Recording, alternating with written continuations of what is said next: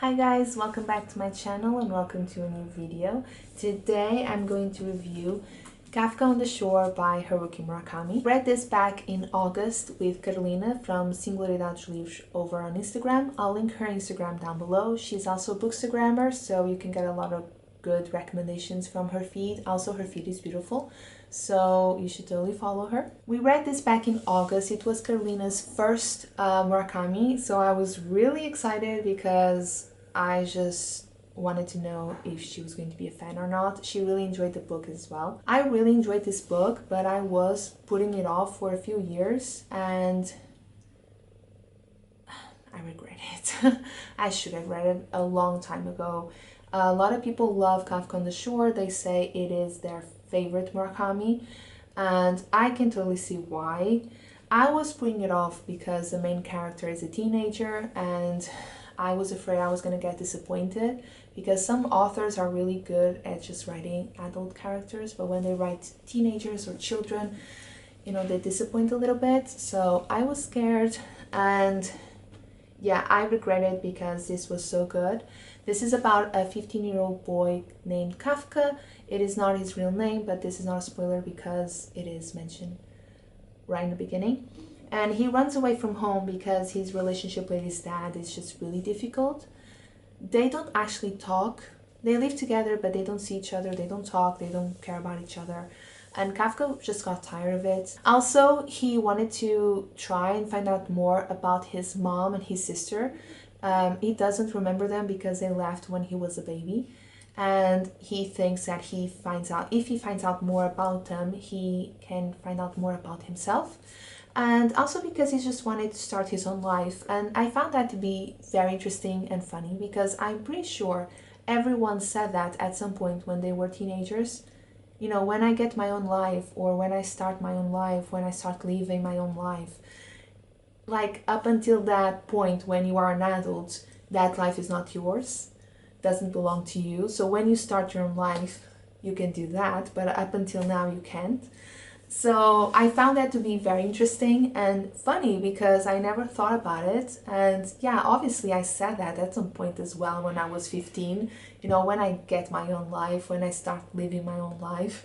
I don't know, I just think that sometimes you can be a little bit dramatic, but at the same time, I think that as adults, we should listen to children more. Obviously, you have to still guide them because they don't know any better. But it's still really interesting to understand or to realize that, I said that too, I'm sure.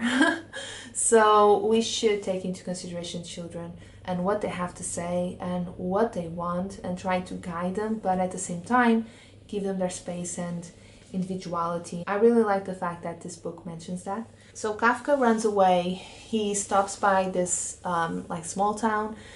He meets some really interesting, quirky characters as always.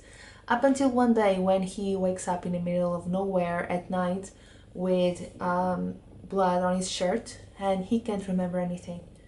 So that's when, things start happening. Obviously, this is a spoiler-free review. I always do that with Murakami, at least I try, because it's just so easy for you to spoil the story.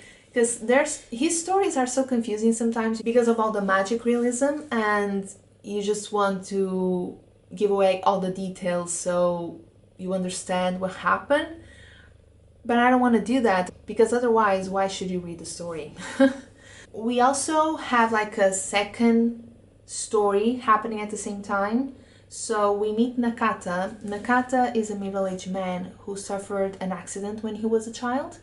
And he is considered disabled because he can't read, he can't write, he can't get a conventional job, let's say. He is pretty much, he's not aware of a lot of things, like normal things like catching the bus, stuff like that, normal mundane things that you do.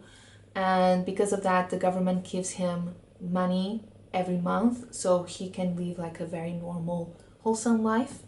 And on the side, without the government knowing, like this is very important, he stresses this several times. He has this ability to talk to cats.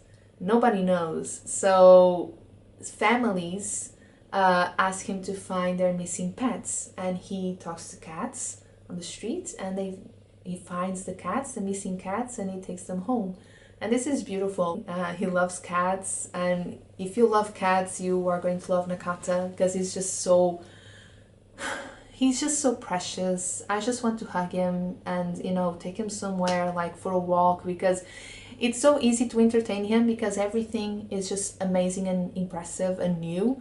So there's this scene in which he's sitting, just looking out at the landscape, and the landscape is not even that beautiful, and he's sitting there for like an hour or something, and he's super excited about being there because he's away from home and he's never been away from home, so everything is new and exciting and impressive.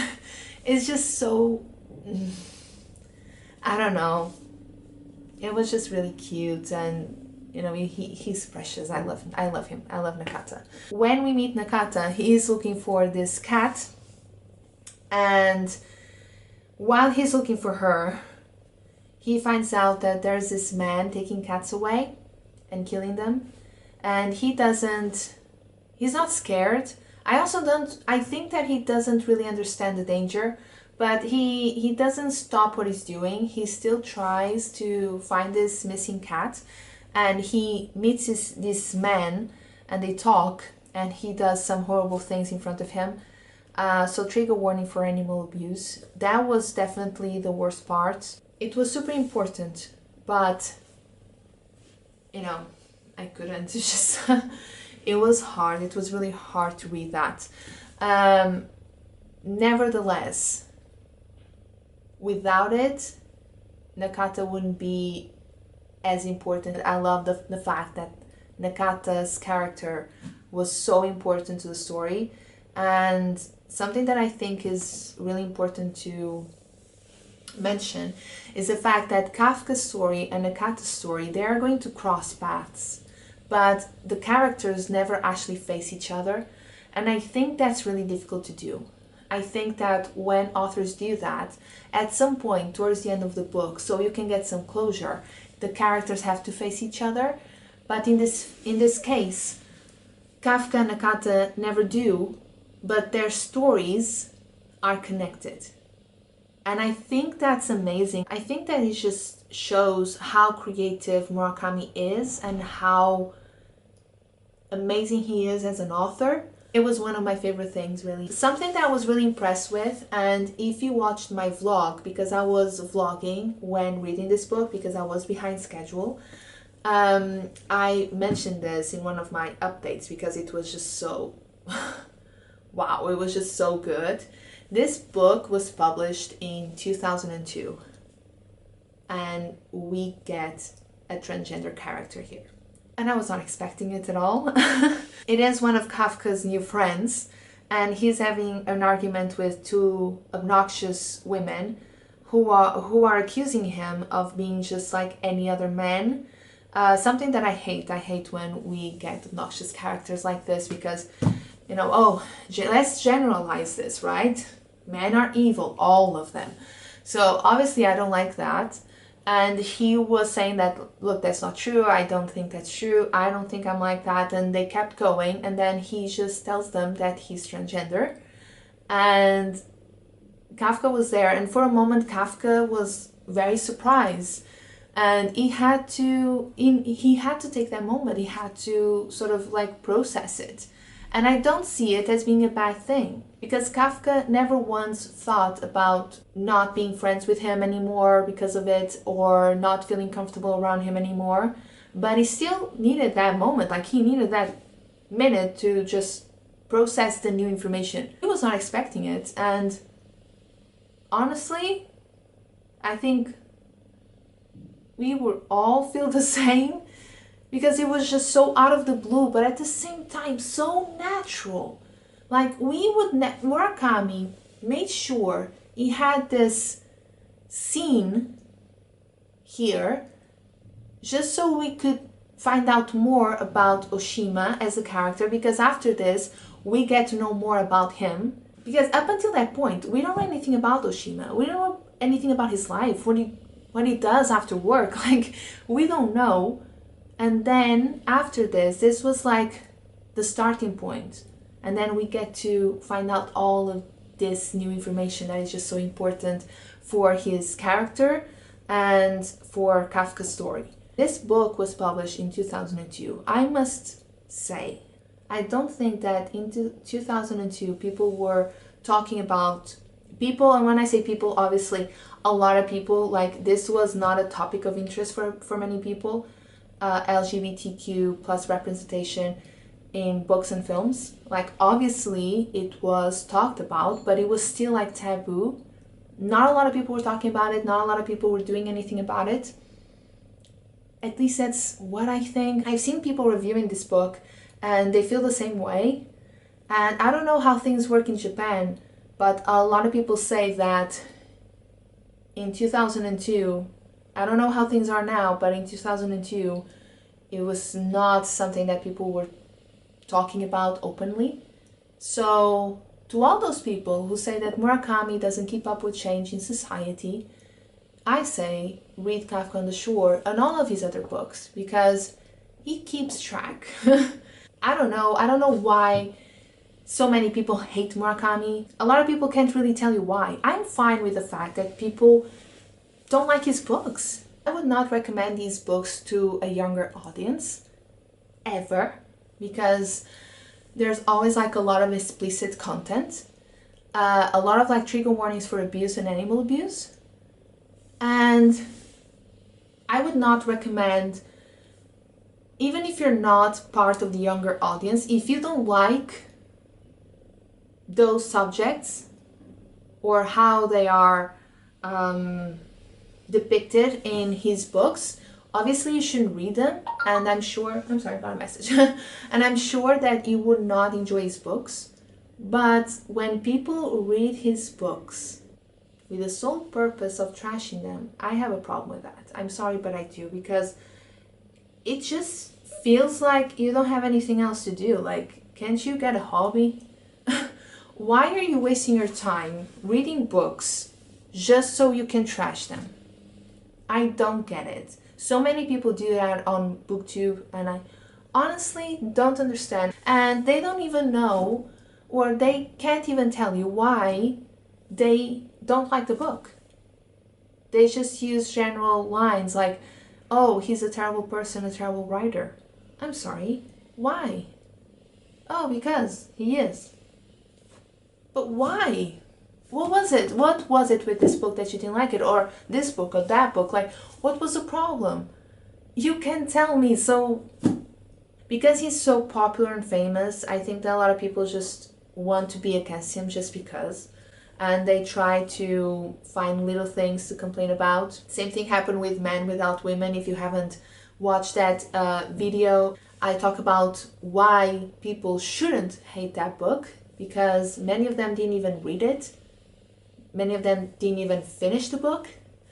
And I'm going to have that video here somewhere. If you hate Murakami because you think that he's no good, you should probably read this one. Honestly, really good book. I don't know if it's my favorite. I still don't know, of all the books that I've read, which one is my favorite, but maybe I would film like a video ranking all the books that I've read by Murakami, because I don't know when I'm gonna read all of his books. I don't even own all of his books yet, but maybe I should rank the ones that I have read. But it's really hard. It's really hard. I can't really tell you. What I can tell you is that I love his writing so much. I love his stories so much. It just feels like home to me.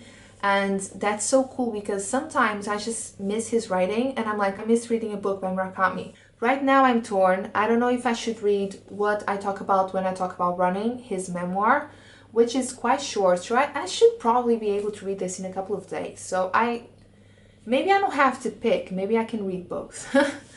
Or start with Norwegian Wood. I'm really intrigued about Norwegian Wood because of this. Oh, sorry, my finger was covering it. So yeah, this. This here. Is this about the Beatles? Because it looks like it, right? I don't know. It is, but I'm not sure. So I'm curious. But now looking at these books, I mean, I can probably read this in a couple of days.